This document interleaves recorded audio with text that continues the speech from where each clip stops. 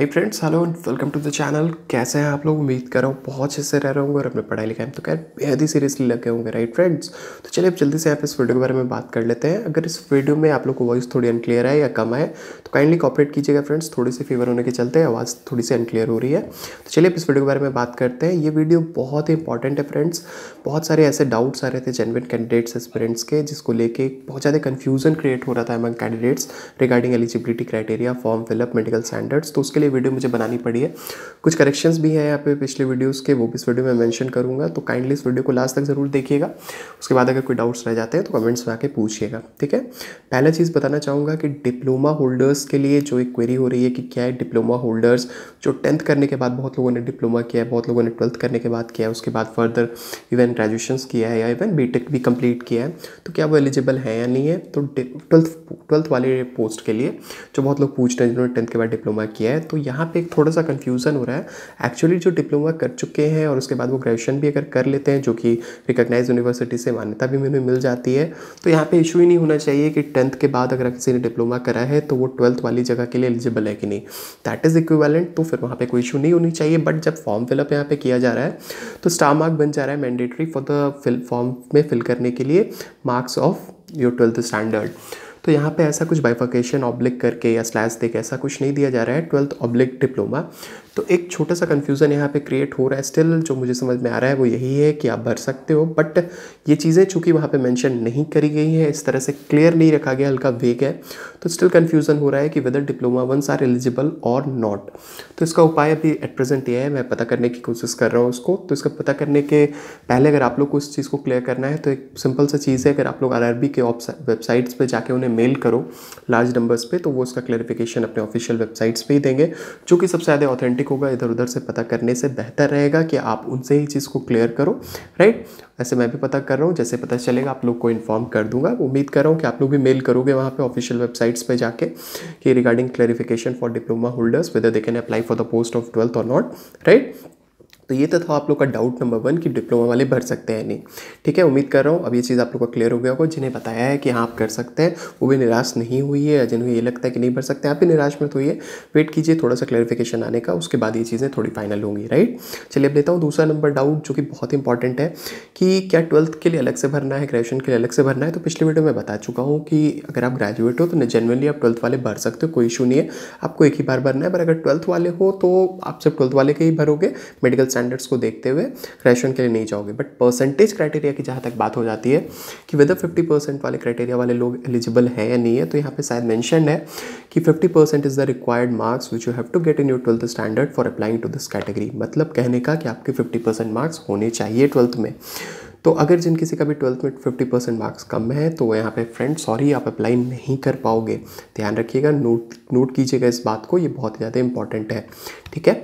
अब एक कन्फ्यूज़न और है यहाँ पे कि ग्रेजुएशन अगर किसी ने कर लिया है 12th के बाद, उनके 12th में परसेंटेज कम है, सपोज 49 है, 48 है, 45 है, तो क्या वो भर सकते हैं फिर कि नहीं इस तर्ज पर कि उनका ग्रेजुएशन हो गया है, राइट फ्रेंड्स। तो यहाँ पे भी ये मतलब प्रॉब्लम रह जाती है कि ग्रेजुएशन कर लिया है तो फिर 12th वाली एलिजिबिलिटी तो आपको परेशान नहीं करनी चाहिए। बट स्टिल जब आप फॉर्म भरोगे तो फॉर्म भरना अगर किसी ने अभी तक स्टार्ट किया या भरा है तो उसने देखा होगा, जैसे रजिस्ट्रेशन करके आप लोग अपने फॉर्म को भरते हो तो देखते होगे कि वहाँ पोस्ट प्रेफरेंसेस भी मांगता है, आपके रिक्वायर्ड परसेंटेजेस ऑफ मार्क्स भी मांगता है, आपने कितने लाए हैं, और उसके बाद वो प्रेफरेंसेस आते हैं, खुलते हैं वो पेज जहाँ पे आप उसमें फिल करते हो अकॉर्डिंगली 1 2 3 4 5 करके, राइट। तो जिस समय आप अपना देखोगे ग्रेजुएशन करके अगर आपके 12th में परसेंटेज कम थे, मतलब बिलो 50 थे, और आप भर रहे होगे तो वो पेज नहीं खुल रहा है। इसका मतलब होता है कि अगर आप ग्रेजुएट हो भी और आपके 12th में परसेंटेज अगर कम है तो भी आप सिर्फ ग्रेजुएशन वाले पोस्ट के लिए भर पाओगे, 12th वाले के लिए नहीं भर पाओगे। That means you should get 12th में भी percentage of marks more than 50। Clear है? अगर इसमें कोई डाउट हो तो फिर कमेंट्स में आके पूछिएगा। इसके चलते बहुत ज़्यादा एक्चुअली कन्फ्यूजन हो रहा था। बहुत नंबर ऑफ कैंडिडेट्स ने ये चीज़ पूछा है कि वेदर दे आर एलिजिबल और not. It's a case of a dilemma whether they are eligible और नॉट। बट यहाँ पे अप्लाई करने के लिए आप जाओ, बहुत सारी क्लियर कन्फ्यूजन वही हो गई जिस समय आप अप्लाई करने चाहोगे। तो अप्लाई करके देखो, आपको वहीं पता चल जाएगा कि वो वाला पेज खुलता है कि नहीं। जिस समय आप 12th में परसेंटेजेस कम डाल दोगे देखोगे पेज नहीं खुल रहा है, राइट फ्रेंड्स। तो चलिए ये उम्मीद करता हूँ ये क्लियर हो गया होगा। इसके बाद लेते हैं आपका एक डाउट नंबर 4 जहाँ पे है कि पोस्ट प्रेफरेंसेस का क्या करना है, स्पेशली फॉर गर्ल्स, राइट। तो देखिए मेडिकल स्टैंडर्ड्स में दो चीज़ें हैं, एक विज़न वाला है जहाँ पे A2 A1 B2 BC C1 C2 करके है।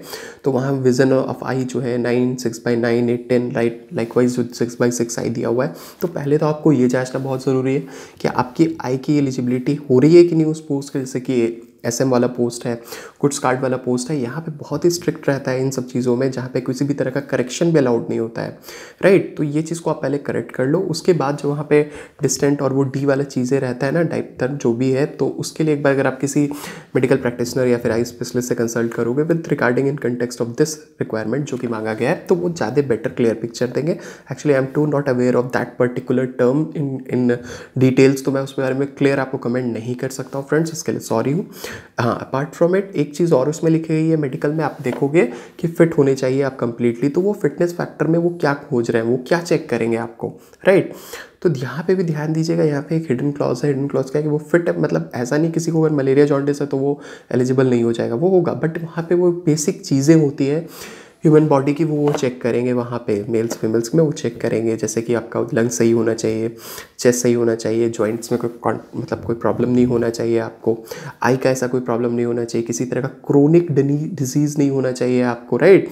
तो बहुत तरह के ऐसे मेडिकल कंडीशंस होते हैं जो कि वहाँ पे जांचा जाएगा आपके मेडिकल्स में। जब आप क्वालिफाई कर लोगे इन सारी चीज़ों को, तो उसको भी आपको ध्यान में रखना है। कोई तरह के कंटीजेंट डिजीज ऐसे कुछ भी जो फैलने वाली है, जो क्रोनिक है, फैटल है, तो वो अगर आपको है तो आप वहाँ पे एलिजिबल नहीं रह जाओगे फ्रेंड्स। हाँ, अगर आप कोई ऐसी बीमारी है जो क्योर हो सकती है, ठीक हो जाती है, जो एक मतलब समय के लिए है आपको, तो वो एक इशू नहीं है वहाँ पे।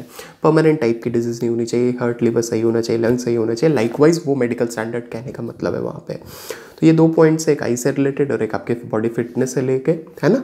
तो इस चीज़ को भी ध्यान रखिएगा किसी भी फॉर्म को फिल करते वक्त में। अब देख लीजिए कहाँ पे ये सारी चीज़ें हैं, मैंडेटरी है, राइट। अब इसके बाद जो एक और इम्पॉर्टेंट चीज़ है जो आपको यहाँ पे ध्यान देने वाला है, कि बहुत लोगों से पूछा जा रहा है कि वो पूछ रहे हैं जो बहुत लोग कि बिना टाइपिंग वाले, बिना साइको वाले पोस्ट कितने हैं, तो बहुत ही कम है। मतलब अगर आप देखोगे 12th वालों में कितने हैं, तो 2 ही पोस्ट आपको मिलेंगे जिसमें आपको ये इशू नहीं होगा। ग्रेजुएशन वाले में 2-3 पोस्ट है ऐसे, तो वो देख लो, उसमें कोई इशू नहीं है। आप CBT 1 दोगे, 2 दोगे, आपका काम बन जाएगा। उसके अलावा अगर दोगे तो आपको उसमें कुछ ना कुछ रिक्वायरमेंट होगी, टाइपिंग की रिक्वायरमेंट हो, साइकोमेट्रिक की रिक्वायरमेंट हो, CBAT जिसे बोलते हैं, कंप्यूटर बेस्ड एप्टीट्यूड, है ना, एप्टीट्यूड टेस्ट, राइट। तो ये सारी चीज़ें, तो इसको भी आप काइंडली एक बार देख लीजिएगा, उस अकॉर्डिंगली ही अपने प्रेफरेंसेस को भरिएगा। गर्ल्स की जहाँ तक बात है तो बता देता हूँ कि it is a complete personal choice कि क्या आपके लिए बेटर है, क्या आपके लिए बेटर नहीं है। उसे अकॉर्डिंगली आप चूज़ करो। जो अच्छे कुछ ऐसे पोस्ट जो ऑफिस टाइप वाले हैं, जो मैंने कमेंट सेक्शन में बहुत बार बताया, उन्हें एक बार आप देख सकते हो इफ़ यू विश। अदरवाइज आप सब फॉर्म भर सकते हो जो आपको बेसिकली आपको लगता है कि आपके सेंटर पे आपको मिल रहा है, सही हो रहा है, तो उसके लिए आप प्रेफर करो। आप अपने जोन में उस हिसाब से जाओ। अगर आपके जोन में वैसे सीट्स नहीं है तो फिर नियरेस्ट जोन के लिए आप जा सकते हो। और एक बात ध्यान रखना, बहुत इंपॉर्टेंट बोल रहा हूँ, कि ये कट ऑफ के पीछे भाग के किसी अदर जोन में मत जाना। जहाँ ज़्यादा जाओगे सीट के पीछे, वहाँ सब जाएंगे, ऐसे भी कट ऑफ जाते जाएगी, बट कम कहीं की नहीं जाएगी, ये बता देता हूँ। अगर बहुत ज़्यादा आप सीट सोच रहे हो कि वहाँ कम चल जाएगी, तो लिख के ले लो, आज के डेट में बता रहा हूँ, कम कभी भी नहीं जाएगी। कट ऑफ हमेशा ऊपर जाएंगी। अब सैचुरेशन पॉइंट पे पहुँचेगा और कट ऑफ हमेशा ऊपर मिलेगा। तो इट्स बेटर कि आप अपने होम टाउन में रहो। अगर स्टेट नहीं है, आपके जोन में नहीं है सीट्स, तो फिर आप जा सकते हो। It's completely your choice, right friends. Form भरने वक्त में ध्यान देने वाली चीज़ क्या है कि आपके फोटोग्राफ में वो डेट होना चाहिए, राइट। तो नहीं है तो कोई इशू ऐसी नहीं है, फोटो ब्लर नहीं होनी चाहिए, बट अगर रहता है तो वो ज़्यादा बेटर है, चूँकि वो मांगा गया है। सॉरी। तो उसे आप ध्यान दीजिएगा। और हाँ, इंक से जो भरने वाला केस रहता है ना, ब्लू पेन, बॉल पेन, तो एक बात हमेशा याद रखिएगा, किसी भी कॉम्पिटिटिव एग्जाम्स में या फिर कहीं भी ऑफिशियल जगह पे भी प्रिफर्ड क्या होता है, which ink, that is a black ink. क्यों? क्योंकि उसका इंप्रेशन बहुत गाढ़ा होता है, वो बहुत ज़्यादा ईजिली डिटेक्ट किया जा सकता है, मैच कराया जा सकता है। तो ऐसा नहीं है कि ब्लू खराब होता है या ब्लू एक्सेप्ट नहीं होगा, हो जाएगा, कोई इशू नहीं है, बट ब्लैक इज़ प्रिफर्ड। तो बेहतर रहेगा कि आप जो फॉर्म भर रहे हो, अपने साइन वाइन जो अपलोड करोगे सॉरी तो आप भरोगे वहाँ पे ब्लैक पेन से, राइट। तो इस चीज़ का भी आपको ध्यान रखना है अपने फॉर्म भरने वक्त में। यहाँ पे एक और बहुत बड़ा डाउट है, EWS, इकोनॉमिकली वीकर सेक्शन वाले लोग के लिए सर्टिफिकेट इशू होना, राइट। तो अभी भी बहुत सारे ऐसे स्टेट्स हैं जहाँ पे आपको सर्टिफिकेट नहीं मिल रहा है। तो आपको क्या करना होगा, थोड़ा सा इसके लिए आपको पता करना पड़ेगा, वेट करना पड़ेगा, लेकिन आपको ज़रूरत पड़ेगी EWS में सर्टिफिकेट की। इसके लिए भी मैं आप लोग को रिक्वेस्ट करना चाहूँगा कि कुछ ना कुछ आप लोग कैंडिडेट्स मिलकर जो कि EWS में भर रहे हो या भरना चाहते हो, कि उस बेनिफिट को छोड़ो कि अगर आप उस जगह पे पहुँच रहे हो या आपको मिल रही है तो उन्हें मेल करो कि ये पॉसिबल अगर हमारे स्टेट में नहीं हो पा रहा, क्योंकि बहुत लोगों ने कमेंट्स में आके पूछा कि हमारे स्टेट में अभी तक वो प्रोविजनिंग नहीं हुई, स्टार्ट नहीं हुई, तो हम क्या करें। तो उन्हें बताओ, उन्हें RRB को ये नोट में आना चाहिए कि ऐसा प्रॉब्लम हो रहा है कैंडिडेट्स के साथ, एस्पिरेंट के साथ। ऐसा नहीं है कि एक दो बच्चे हैं तो करोड़ों करोड़ है, तो वो कंसिडर करेंगे, कुछ ना कुछ इसका उपाय अल्टरनेट आपको देंगे, डेडलाइन बढ़ाएंगे, टाइम बढ़ाएंगे, राइट, लाइकवाइज आपको देंगे। अदरवाइज जिनके पास यहाँ पे है तो उनका फॉर्मेट है, होता है, आप देखोगे ऑनलाइन सर्च करोगे आपको मिल जाएगा, आप अपना बना सकते हो, हार्डली 10-15 दिन में वो बन जाते हैं, राइट। ध्यान दीजिएगा, EWS वालों के लिए ये चीज़ मैंने स्पेशली बता दी है।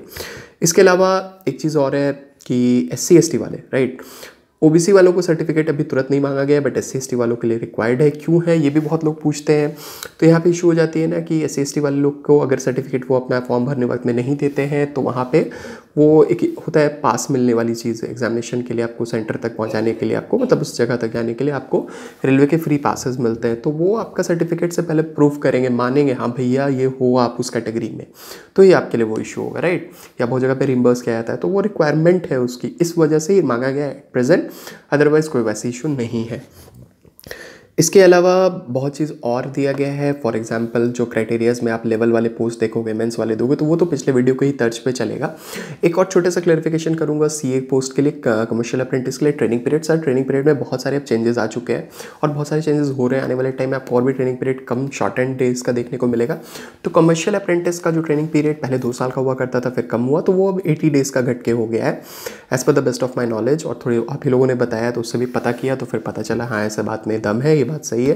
तो इस चीज़ को भी ध्यान में रखिएगा कि आपकी ट्रेनिंग पीरियड में जो आपकी CA पोस्ट में सैलरी कम रहती है वो उतनी कम नहीं रह जाएगी, क्योंकि उतने दिन तक वो नहीं होगा ट्रेनिंग पीरियड, राइट।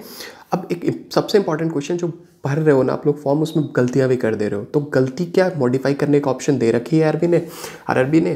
तो फ्रेंड्स बता देता हूँ, पहले तो आप लोग गलती करो मत, थोड़ा सा डेमो ट्राई करके देख लो भरने का। कोशिश करता कि एक वीडियो आपको भर के दिखा देता, but still I am busy with some of my personal work and with the work of that website and app development, जो कि मॉक टेस्ट आप लोग के आने वाली है बहुत ही जल्द, इस महीने के लास्ट तक उम्मीद कर रहा हूँ कि बन के रेडी हो जाएगी। और एक टिपिकल मतलब मज़ेदार टाइप वाला आप लोग के लिए मॉक सीरीज कंप्लीट रहेगा for RRB with special focus, special mention to the GK GS part, क्योंकि ये आपका गेम चेंजर होगा। प्रीलिम्स के 40 क्वेश्चन, मेंस के 50 question, 90 question, that will decide the fate of each and every one of you. Maths reasoning की जहाँ तक बात करूँ सर, वो तो हर कोई लगे हुए रहते हैं, लगे रहते हैं और लगे रहेंगे भी, तो वो तो सब बनाएंगे, आप भी बनाओगे, पूरा भरोसा है मुझे। बट GK GS भी बनाओगे, सब बनाएंगे, बट यहाँ पे आपका एक्यूरेसी बहुत बड़ा रोल प्ले करेगा, तो उसको अकॉर्डिंगली ही बनाया जा रहा है, डिज़ाइन किया जा रहा है विद टीम एफर्ट्स।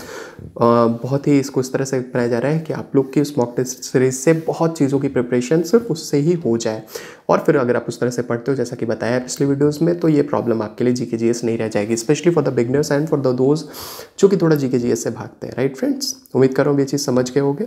हाँ, तो मॉडिफिकेशन की बात मैं बता रहा हूँ कि पहले तो कोशिश करो कि आपको गलतियाँ नहीं हो फॉर्म भरने में, और इनकेस अगर गलतियाँ होती भी हैं तो आप एक बार मॉडिफाई कर सकते हो। That's a good news. किसी ने पूछा था कमेंट्स में आके, तो उसके लिए बता देता हूँ फ्रेंड, डिसहार्टन होने की ज़रूरत नहीं है। येस, यू कैन मॉडिफाई ये फॉर्म जो आपने भरा है वो एक बार ही आपको अलाउड है, बट याद रखिएगा कि यहाँ भी आपको 100 रुपीज़ पे करने पड़ रहे हैं, मीन्स करेक्शन के लिए 100 रुपये देने पड़ेंगे। फिर गलती करोगे, फिर चेंज करना चाहोगे तो there is no other option for that, याद रखिएगा।